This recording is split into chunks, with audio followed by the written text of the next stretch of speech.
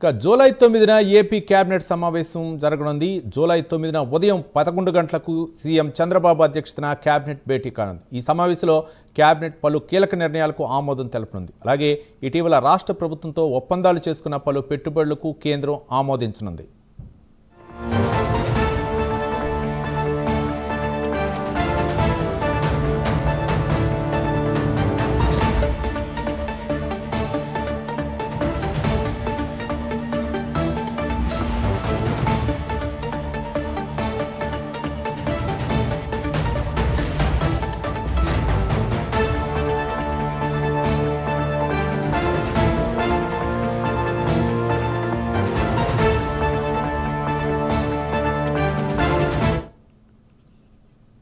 July 9న AP cabinet సమావేశం కానుంది. July 9న ఉదయం 11 గంటలకు సీఎం చంద్రబాబు అధ్యక్షతన కేబినెట్ భేటీ కానుంది. ఈ సమావేశంలో పలు కీలక నిర్ణయాలకు ఆమోదం తెలుపుతున్నట్లు తెలుస్తుంది.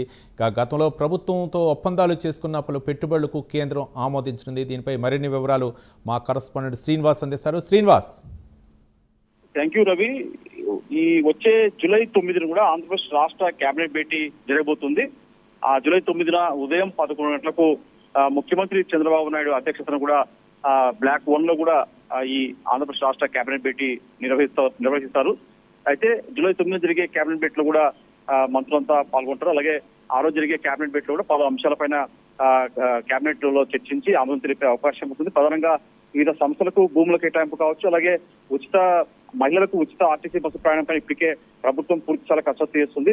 ఆగస్టు నుంచి మహిళలకు ఆ ఉచిత బస్సు ప్రయాణం అందించేలా కూడా మొత్తం ఇప్పటికే కార్యాచరణ సిద్ధమైంది.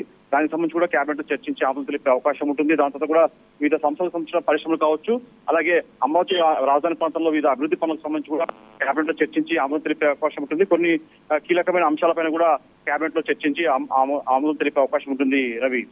Right, thank you Srinivas.